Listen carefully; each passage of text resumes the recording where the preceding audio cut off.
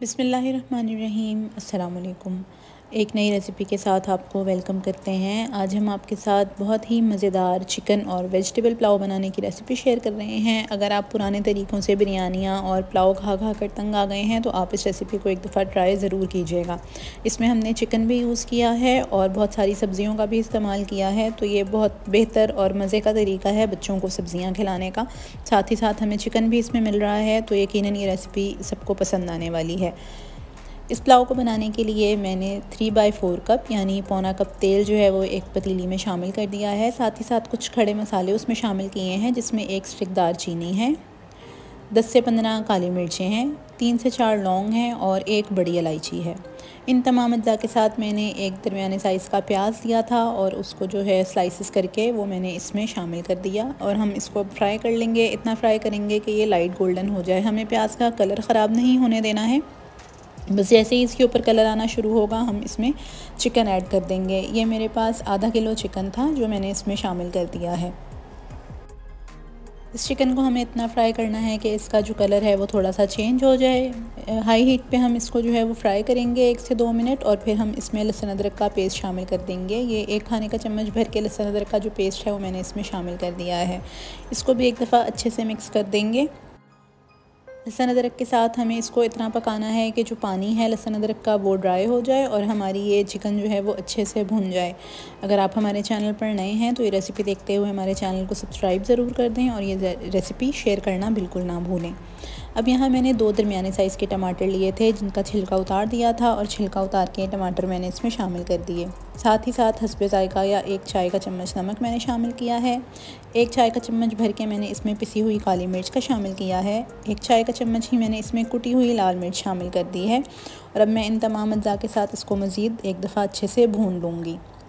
बहुत कम मसालों के साथ बेहतरीन पुलाव बनकर तैयार होगा। आप इसमें नमक और मिर्च अपने हिसाब से एडजस्ट कर सकते हैं, लेकिन इसमें काली मिर्च का फ्लेवर ज़्यादा अच्छा लगता है, तो मैंने इसमें काली मिर्च का जो पाउडर है वो चम्मच भर के इस्तेमाल किया है और लाल मिर्च मैंने थोड़ी सी कम रखी है। तो ये आपकी चॉइस है, आप मिर्चें किस तरह से एडजस्ट करना चाहते हैं। अब यहाँ मैंने इसको मिक्स करने के बाद जो है वो कवर करके रख दिया था तकरीबन 5 से 7 मिनट के लिए, ताकि ये जो टमाटर हमने इसमें शामिल किए हैं ये थोड़े से सॉफ़्ट हो जाएं और जो हमारी चिकन है वो भी हाफ़ डन हो जाएगी, मतलब थोड़ी सी अधगली हो जाएगी, क्योंकि हमें अभी इसमें सब्ज़ियां शामिल करनी हैं, तो बहुत ज़्यादा हमें इसको इस स्टेज पर गलाना नहीं है।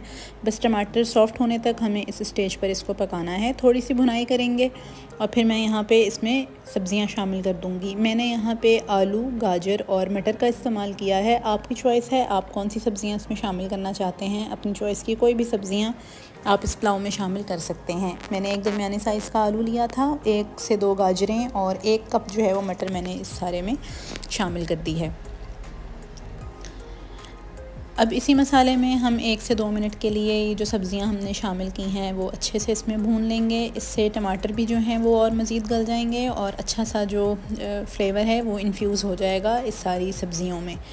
आप देख सकते हैं कि अच्छा सा जो है वो ये मिक्स हो गया है। अब यहाँ मैं इसमें यखनी का पानी शामिल कर दूँगी और इसी पानी में ही हमारी जो सब्ज़ियाँ हैं वो भी गल जाएंगी और जो हमारा चिकन है वो भी कम्प्लीटली कुक हो जाएगा। तो मैंने यहाँ पे जो है वो 3 कप लिए थे चावलों के, जो कि 750 ग्राम बनते हैं, और उसी हिसाब से मैंने इसमें पानी शामिल किया है। मैंने इसमें 6.5 कप पानी शामिल किए हैं, मतलब जितने हमने चावल लिए हैं उसकी डबल क्वांटिटी से थोड़ा सा कप मैंने पानी ज़्यादा रखा है, ताकि जो पानी गलने में जाएगा चिकन के और सब्ज़ियों के तो वो उसमें यूज़ हो जाएगा और आधा कप पानी ड्राई होगा, तो हमारे पास 6 कप की जो यखनी है वो इसमें बची रहनी चाहिए।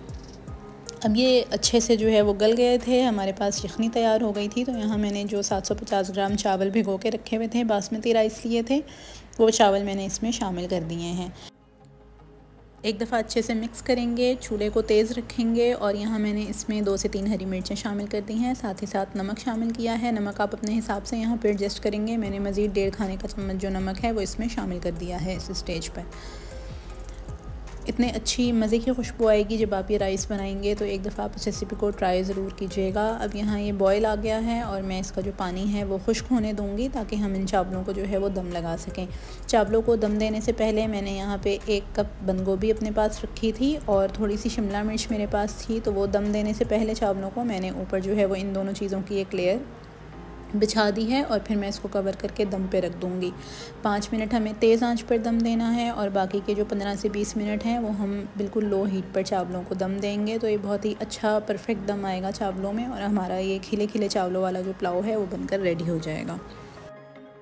बहुत कम मसालों के साथ खुशबूदार और जायकेदार पुलाव बनकर तैयार होगा, बेहतरीन किस्म का। बच्चों को ये पुलाव बहुत पसंद आएगा क्योंकि बहुत कम मसालों के साथ हमने इसको बनाकर तैयार किया है। तो इसमें जो फ्लेवर्स हैं वो बहुत माइल्ड हैं। हर टेस्ट बड्स के लिए ये जो पुलाव है वो परफेक्ट बनकर तैयार होगा। तो आप इस रेसिपी को एक दफ़ा ट्राई ज़रूर कीजिएगा। हमें पूरी उम्मीद है कि घर के हर फर्द को ये रेसिपी अच्छी लगेगी।